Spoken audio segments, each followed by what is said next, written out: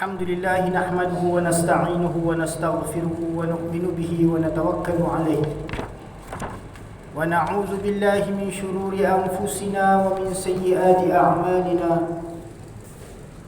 من يهده الله فلا مضل له ومن يضلله فلا هادي له ونشهد أن لا إله إلا الله وحده لا شريك له ونشهد أن سيدنا وحبيبنا وشفيعنا محمدا عبده ورسوله صلى الله تعالى عليه وعلى آله وأصحابه وبارك وسلم تسليما كثيرا أما بعد فإن أصدق الحديث كتاب الله تعالى وخير الهدي هدي محمد صلى الله عليه وسلم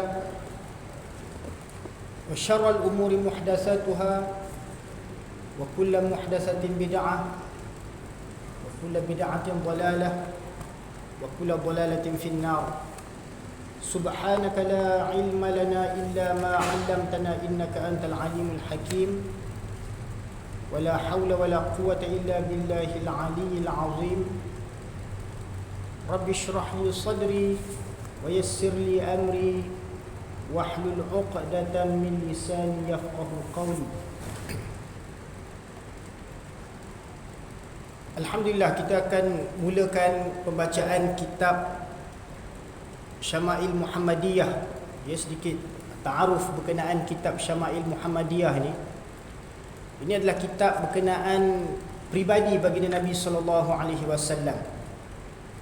Ya, berkenaan diri baginda Nabi sallallahu alaihi wasallam, bagaimana untuk kita mengetahui tentang sifat-sifat fizikal ataupun ciri-ciri yang jasmani yang ada pada tubuh badan baginda Nabi sallallahu alaihi wasallam. Dari hujung rambut sehinggalah ke kaki. Ya, bagaimana untuk kita menghayati dan menghayalkan gambaran pribadi baginda Rasulullah sallallahu alaihi wasallam. Untuk apa? Sebagai tanda kecintaan kita, keimanan kita kepada baginda Rasulullah sallallahu alaihi wasallam. Dengan segala pengenalan kita terhadap baginda Nabi sallallahu alaihi wasallam daripada seluruh aspek kehidupan baginda Nabi, bukan setakat pribadi Nabi, tetapi segala yang berkaitan dengan Nabi akan kita pelajari dan kita akan dapat mengetahuinya daripada penyusunan bab yang telah dikarang oleh pengarang kitab ini. Siapakah pengarang kitab ini? Iaitu Imam Tirmizi rahmatullah alaih. Yang mana beliau, Hadrat Imam Tirmizi ini, beliau adalah murid kepada Imam Al-Bukhari rahmatullah alaih. Ya. Dan Imam Tirmizi ini di samping kitab Syama'il Muhammadiyah ini juga beliau ada himpunan hadis-hadis, ya, sebagaimana kitab Sahih Imam Bukhari, ya. Imam Tirmizi juga ada menghimpunkan himpunan hadis-hadis, ya, yang menyeluruh. Dan berkenaan kitab Syama'il Muhammadiyah ini hanyalah merupakan aspek yang menyatakan tentang pribadi baginda Nabi sallallahu alaihi wasallam, ya.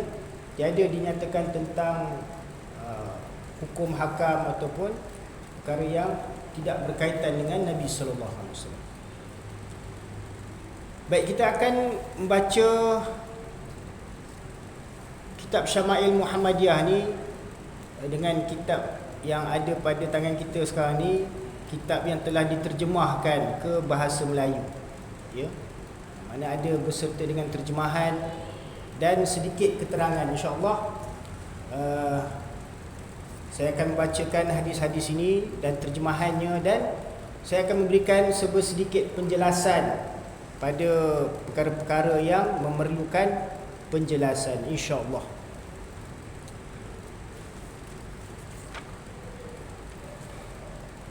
Qala al-Imam At-Tirmizi rahimahullah bi isnadin muttasil, wa qala bab ma jaa fi khalqi Rasulillah sallallahu alaihi wasallam. Bab yang pertama,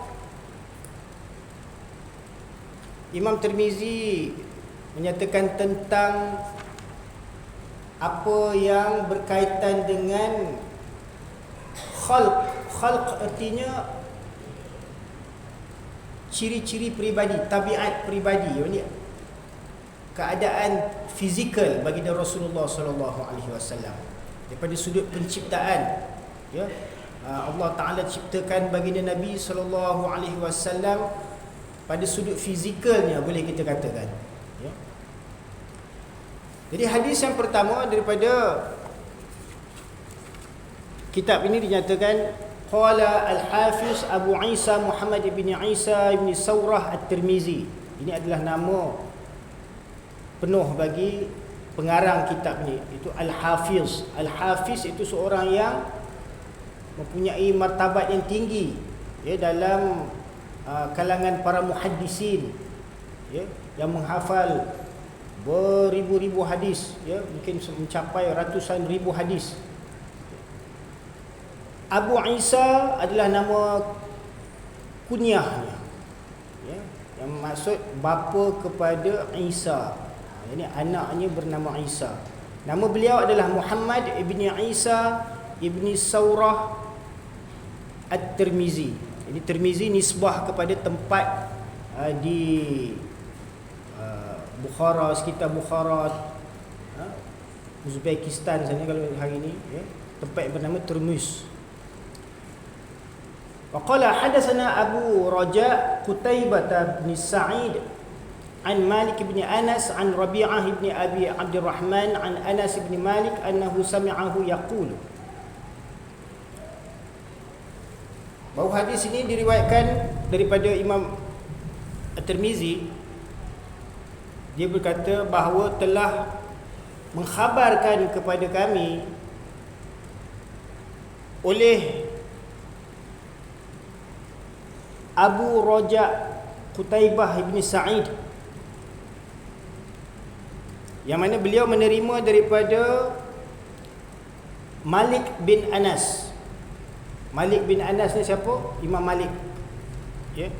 An Rabi'ah bin Abi Abdurrahman. Imam Malik bin Anas telah menerima perkhabaran hadis ini daripada Rabi'ah bin Abi Abdurrahman, dan beliau telah menerima perkhabaran hadis ini daripada Anas bin Malik radhiyallahu anhu, seorang sahabat Rasulullah sallallahu alaihi wasallam, annahu sami'ahu yaqulu, bahawa beliau telah mendengar baginda Rasulullah sallallahu alaihi wasallam telah bersabda, annahu sami'ahu yaqulu, bahawa beliau telah mendengar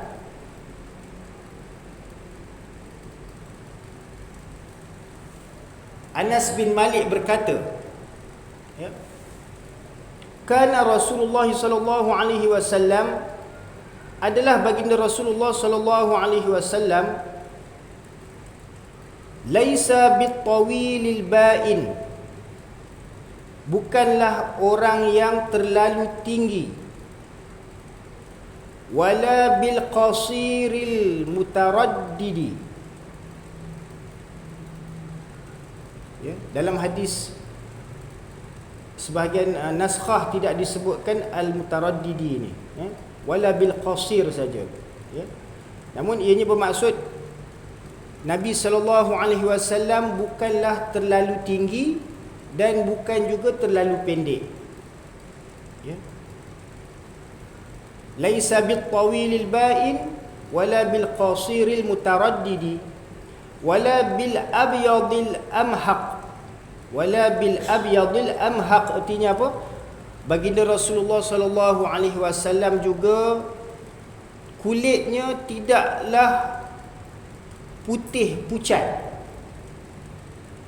ya. Ini tidaklah putih macam warna putih kapur tu, ya.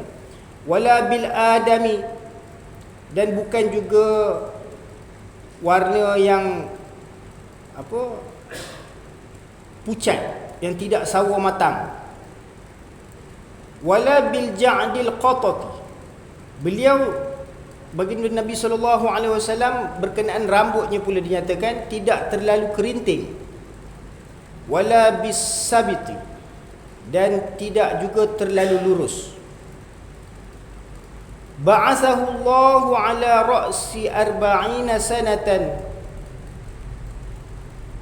Allah Subhanahu wa taala telah mengutuskan baginda pada usia ra'si 40 sanatan, pada usia 40 tahun.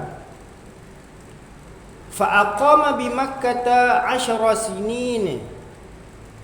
Fa aqama bi Makkah 10 sinina. Yani baginda Nabi sallallahu alaihi wasallam mendiami di kota Mekah itu, menetap di Mekah sebagai rasul selama 10 tahun. Wabil Madinati 10, dan di Madinah juga selama 10 tahun. Wa tawaffahu Allahu ala ra'si 60 sanatan, dan Allah telah mewafatkan baginda, ini beliau telah diwafatkan oleh Allah Ta'ala dalam usia 60 sanatan, ini usia 60 tahun. Walaysa fi ra'sihi wa lihyatihi 20 sya'ratan bayda'a. Walaysa fi ra'sihi, dan tiadalah pada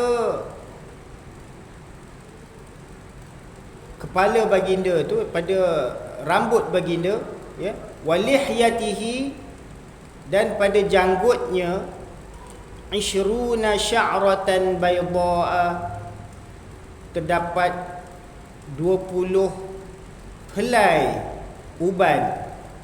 Ini yang berwarna putih lah, uban rambut dah putih.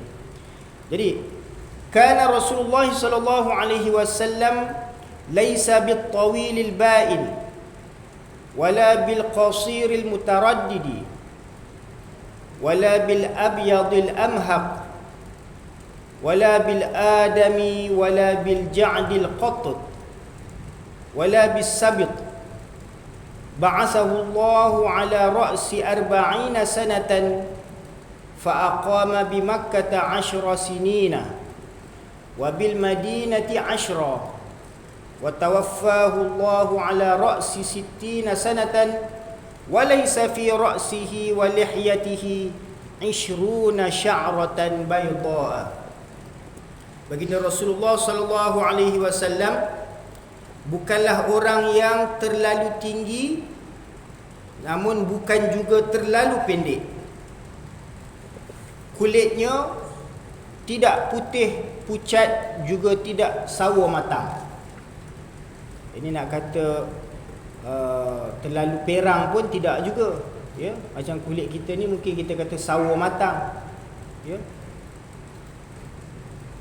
Jadi kulit baginda Rasulullah sallallahu alaihi wasallam dinyatakan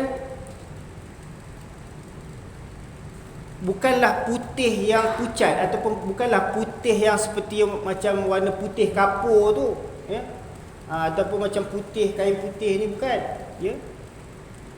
Macam kalau kita kata orang Eropah, kita biasa kita panggil orang Eropah ni orang apa? Orang putih lah. Bukanlah kulit mereka putih macam putih susu tu pun, ya. Bukan putih macam putih kapur tu pun, ya. Tapi kulit yang cerah maksudnya. Dia mengandungi kemerah-merahan. Itulah sifat yang dimaksudkan dengan keputihan kulit baginda Nabi sallallahu alaihi wasallam, ya. Jadi mengenai wajah baginda Nabi sallallahu alaihi wasallam ni, itulah yang ulama bahaskan. Yang dimaksudkan dengan putih tersebut bukanlah putih seperti putihnya kapur, ya. Dan bukan juga kerana wajah baginda itu diputihkan, ya. Tetapi warna keputihan yang terpapar pada kulit wajah baginda Nabi sallallahu alaihi wasallam tu adalah putih semula jadi yang Allah Taala ciptakan, ya. Putihnya bersifat kemerah-merahan. Berkenaan perkara ni, Allamah Baijuri ada mengarang sebuah kitab syarah bagi Syama'il Muhammadiyah ni yang berjudul Mawahib Laduniyah, ya. Yang mana beliau menyatakan dalam dunia ni warna putih kemerah-merahan ni adalah warna yang agak menarik, sangat menarik, ya. Mungkin kerana ia merah dan keputihan. Sebab apa? Ada warna merah, ada unsur warna merah pun ada unsur putih pun ada, yang cerah, ya. Jadi kalau macam kita hari ni kita kata mungkin agak pink, macam pink sikit lah. Tapi bukanlah kita kata wajah Rasulullah, kulit wajah baginda Nabi tu pink, ya. Ya. Mungkin ia merah dan keputihan. Ini menurut keterangan Imam Baijuri di dalam kitabnya Mawahib Laduniyah. Dan di akhirat nanti pun akan kelihatan seperti itu juga. Ini putih yang kemerah-merahan, bahkan lebih cemerlang lagi, lebih indah lagi. Maka wajah putih Rasulullah SAW yang dimaksudkan ini adalah putih yang mempunyai unsur kemerah-merahan dan terdapat nur, cahaya padanya. Sehingga Abu Hurairah radhiyallahu anhu ada menyebut dalam menyatakan sifat putihnya baginda Nabi sallallahu alaihi wasallam ni seolah-olah baginda dijadikan daripada perak. Maksudnya bercahaya, berkilau, ya. Jadi dengan ini imam-imam, para ulama ada menyatakan bahawa jikalau seseorang mengatakan bahawa warna wajah Rasulullah sallallahu alaihi wasallam adalah hitam, maka para ulama boleh mengeluarkan fatwa kufur ke atasnya. Ya. Kenapa? Kerana dia telah menyakiti dan memperkecil-kecilkan pribadi Rasulullah sallallahu alaihi wasallam. Ya. Ini kenyataan itu bertentangan dengan pensifatan yang telah diceritakan oleh para sahabat Rasulullah sallallahu alaihi wasallam bahawa kulit baginda adalah putih, ya. Kemudian begitu juga jikalau seseorang itu menyatakan bahawa kulit baginda Nabi sallallahu alaihi wasallam adalah hitam, ya, maka dia telah menyalahi keterangan hadis-hadis yang mutawatir, ya. Hadis-hadis yang mutawatir ni dia membawa faedah ilmu yakin, maknanya perkara yang boleh diyakini. Sebab apa? Hadis yang mutawatir ni diriwayatkan oleh lebih daripada 10 orang, ya, ke atas, daripada setiap tabaqat, daripada zaman para sahabat, zaman tabi'in, ya, dan tabi'in, ya. Sebagaimana Al-Quran yang kita baca semuanya adalah riwayat daripada hadis yang mutawatir, ya. Hadis-hadis yang mutawatir atau keterangan-keterangan yang mutawatir, dia memberikan kepada kita suatu faedah apa? Ianya boleh diyakini dengan 100%, ya. Begitu juga kalau seseorang tu mengatakan kulit Rasulullah sallallahu alaihi wasallam hitam, maka ini sudah jelas bertentangan dengan kenyataan hadis-hadis yang mutawatir, yang mana terus-menerus periwayatannya daripada zaman sahabat sehinggalah ke zaman tabi'in. Mana bukan kata seorang yang meriwayatkan, lebih daripada 3 orang, 4 orang sampai berpuluh-puluh orang, ya. Kalau kita tahu sahabat-sahabat ada lebih hampir 124,000 para sahabat, ya. Mana sahabat adalah mereka yang pernah melihat Rasulullah sallallahu alaihi wasallam, pernah berdamping dengan Rasulullah sallallahu alaihi wasallam dan kekal dengan keimanan mereka sehingga ke akhir hayat mereka, ya. Jadi mustahil mereka berdusta tentang pensifatan wajah baginda Nabi sallallahu alaihi wasallam ataupun warna kulit baginda Nabi sallallahu alaihi wasallam. Yang mana daripada keterangan hadis mutawatir telah membuktikan bahawa akan keputihan warna wajah baginda Rasulullah sallallahu alaihi wasallam, yang mana kita ataupun para ulama ini boleh meletakkan suatu hukum kufur ke atas orang yang mengatakan wajah baginda Nabi sallallahu alaihi wasallam adalah hitam. Kerana apa? Kerana ianya memperkecil-kecil dan seolah-olah menghina pribadi Nabi sallallahu alaihi wasallam. Kemudian daripada hadis ini ada dinyatakan tentang ciri fizikal Nabi sallallahu alaihi wasallam, bahawa Nabi tidak terlalu tinggi dan Nabi tidaklah terlalu rendah. Ya. Kalau seorang yang terlalu tinggi itu mungkin kita nampak dia agak lonjong, mungkin kaki dia tu halus sikit, ya.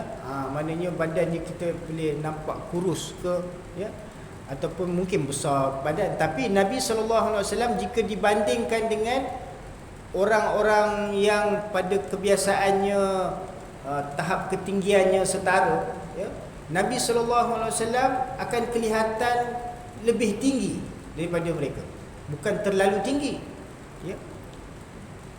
Dan Nabi SAW tidak akan kelihatan terlalu rendah di samping orang-orang yang tinggi, ya. Jadi ketinggian Nabi SAW adalah bersifat sederhana tingginya. Jadi ada hadis-hadis yang lain menyatakan bahawa manakala baginda Nabi SAW berada di tengah-tengah sekumpulan manusia, ya, di kalangan sahabat-sahabatnya, ya, baginda Nabi SAW akan kelihatan ternampak seolah-olah lebih tinggi daripada orang-orang yang lain, ya, ataupun sahabat-sahabat yang lain.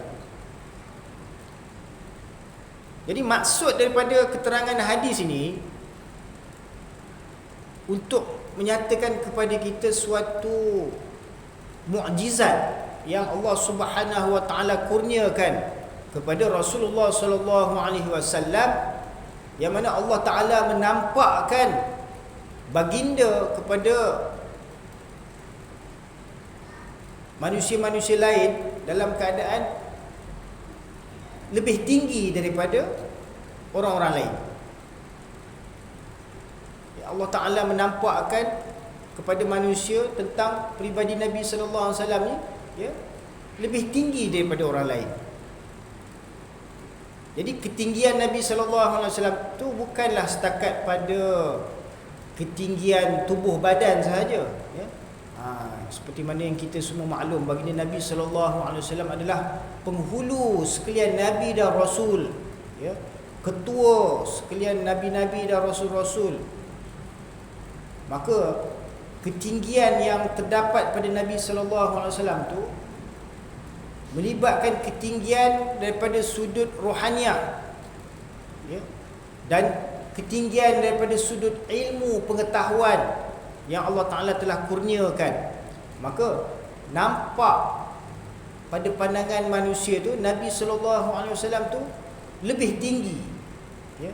Pada zahirnya nampak tubuh badannya lebih tinggi, ya. Namun pada hakikatnya Nabi SAW mempunyai kelebihan ketinggian daripada segenap segi, ya.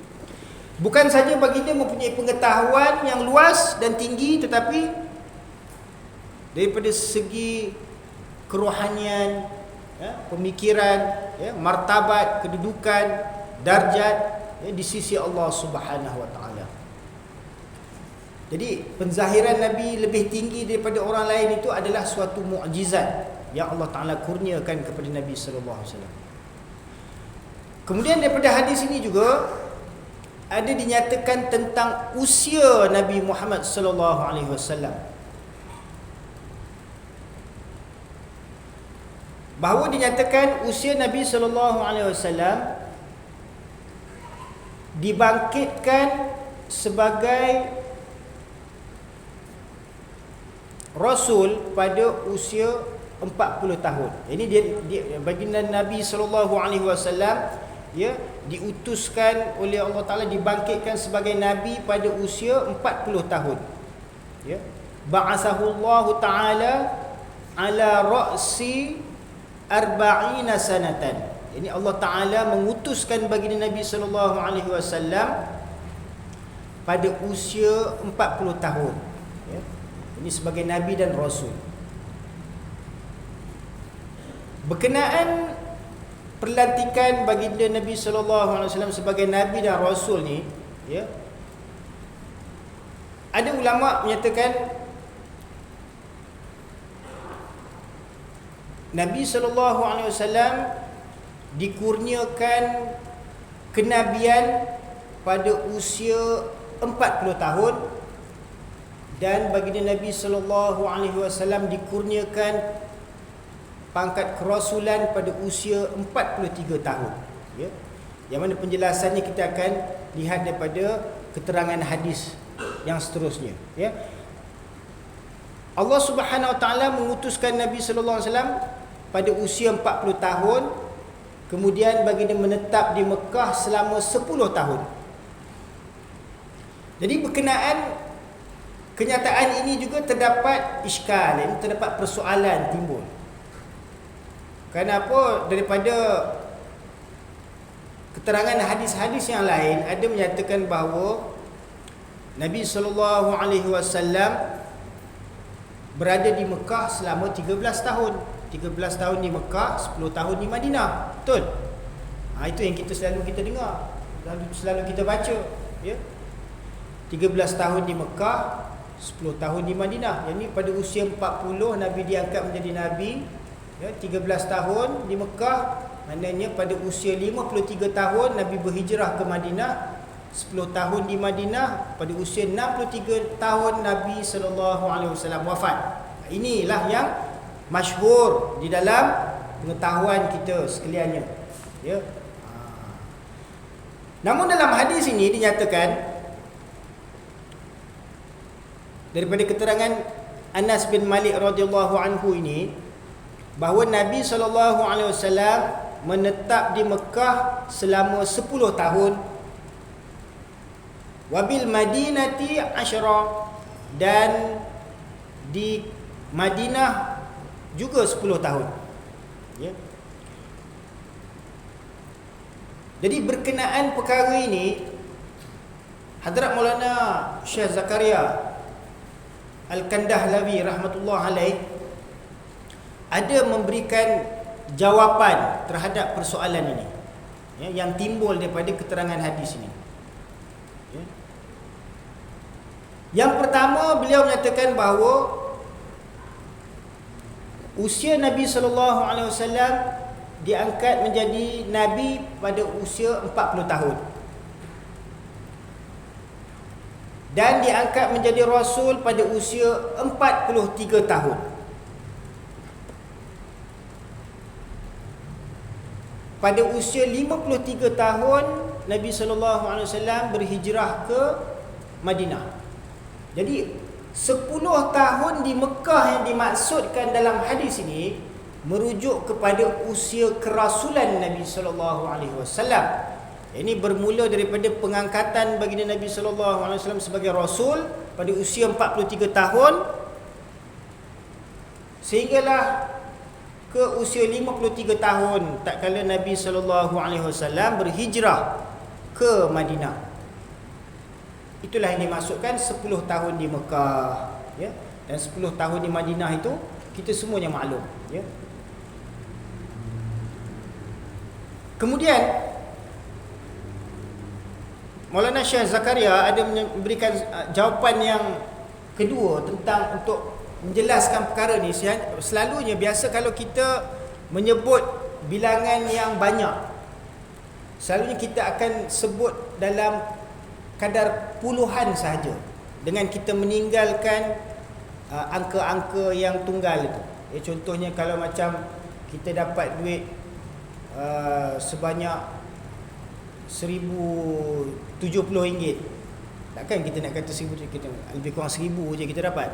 Ataupun kalau pukul 8:33 minit. Kita kata 8:30 aja. Betul tak? 8:30. Ataupun dalam sebulan biasanya kita tahu 30 hari. Tapi kalau seseorang tu dia datang perjalanan jauh, mungkin mengambil masa 33 hari atau 34 hari, kita kata dia biasanya sebulan dia ambil perjalanan itu datang. Sebulan yang seperti mana kita maklum, sebulan biasanya 30 hari. Tapi begitulah kebiasaannya ya dalam kehidupan kita sehari-hari ini, kita ambil bilangan kasarnya sahaja. Ya, sedangkan pecahan-pecahan yang mengikutinya itu kadang-kadang ditinggalkan. Jadi mungkin boleh jadi itu yang dimaksudkan di dalam hadis ini, yakni sahabat tersebut meriwayatkan 10 tahun di Mekah dan 10 tahun di Madinah, dengan meninggalkan tahun yang 3 tahun yang diibaratkan sebagai tahun pecahan tu, ya. Maka dia ambil bilangan yang kasar, ya. 13 tahun tu dianggap sebagai 10 tahun, ya. Jadi itu adalah sedikit sebanyak daripada apa yang kita dapat cungkil daripada hadis ini, ya, berkenaan pribadi Nabi sallallahu alaihi wasallam. Dan dinyatakan juga bahawa pada wajah baginda Nabi sallallahu alaihi wasallam itu, ini pada bahagian rambut yang ada pada Nabi sallallahu alaihi wasallam dan janggut Nabi sallallahu alaihi wasallam terdapat uban. Ya, beberapa helai uban yang dapat dihitunglah, maknanya tidak terlalu lebat ubannya. Dalam anggaran lebih kurang 20 helai uban menurut kata sahabat, ya. Jadi itu adalah antara sedikit hadis yang pertama yang dapat kita baca daripada Syama'il Muhammadiyah ni sebagai pembukaan, ya, sebagai pendahuluan muqaddimah untuk kita mendekati pribadi Nabi sallallahu alaihi wasallam. Namun apa yang kita dituntut daripada membaca hadis-hadis berkenaan pribadi Nabi sallallahu alaihi wasallam ni, kita nak amal macam mana? Kita bukan boleh jadi nabi pun. Betul tak? Macam mana cara nak beramal? Cara nak beramal ialah kita kena mengkhayalkan, menggambarkan macam mana merindukan Nabi sallallahu alaihi wasallam, membayangkan wajah Nabi sallallahu alaihi wasallam. Ya, tak perlulah kita nak melukiskan pula, ya. Kerana itu tidak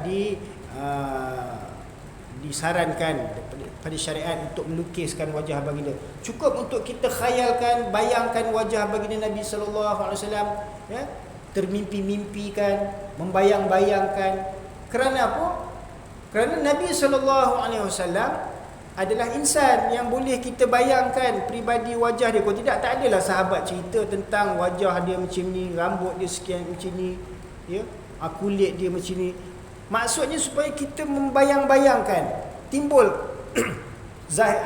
rasa cinta, kerinduan untuk melihat wajah Nabi sallallahu alaihi wasallam dengan jelas dan nyata, ya. Kalau boleh dapat kita tengok dalam mimpi, ya. Barang siapa dapat melihat Nabi sallallahu alaihi wasallam dalam mimpi, ya, nescaya dia akan dapat melihat Nabi sallallahu alaihi wasallam dalam keadaan berjaga. Apa dia maksudnya? Maksudnya ingatan yang dalam mimpi itu akan melekat dalam kepala kita. Dalam waktu kita berjaga pun rasa macam nampak wajah Nabi sallallahu alaihi wasallam, ya.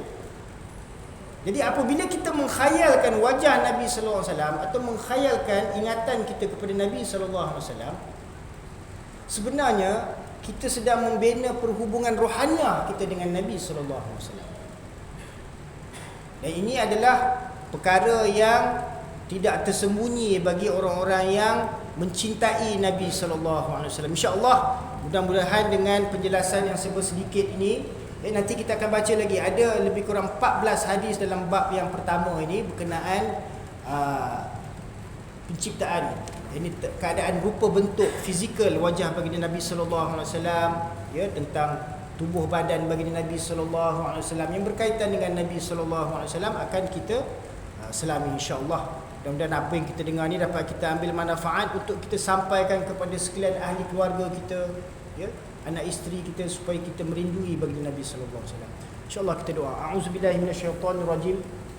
Bismillahirrahmanirrahim. Alhamdulillahirabbil alamin wassalatu wassalamu ala asyrafil anbiya'i wal mursalin wa ala alihi wa sahbihi ajma'in. Allahumma shalli ala sayyidina Muhammad wa ala ali sayyidina Muhammad. Allahumma anfa'na bima 'allamtana wa 'allimna ma yanfa'una wa zidna 'ilma. Rabbana zidna 'ilma, Rabbana zidna 'ilma, Rabbana zidna 'ilma.